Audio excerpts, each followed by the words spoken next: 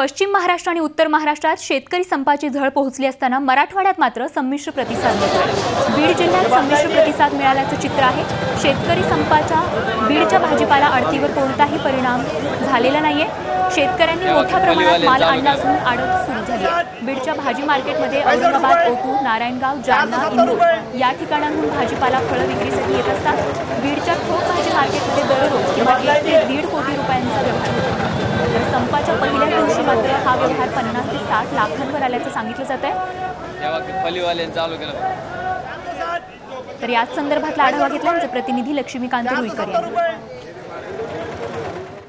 शेतकऱ्याने संपाचा यलगार पुकारल्यानंतर बीडच्या भाजी मार्केटमध्ये काय परिस्थिती आहे, ठोक भाजी मार्केट जो आहे, आडत जी आहे, त्या ठिकाणी काय परिस्थिती आहे याची माहिती घेण्यासाठी आपण आलेलो आहोत। आपण पाहू शकतो की बीडचं जे ठोक भाजी मार्केट आहे, या भाजी मार्केटमध्ये आसपासच्या 5-10 किलोमीटर परिसरातील शेतकऱ्यांनी आपला माल विक्रीसाठी आणला आहे। मात्र या ठिकाणी औरंगाबाद असेल, नारायणगाव असेल, जालना असेल, ओतूर असेल, या भागातून जो माल येतो तो कुठलाही माल आलेला नाही।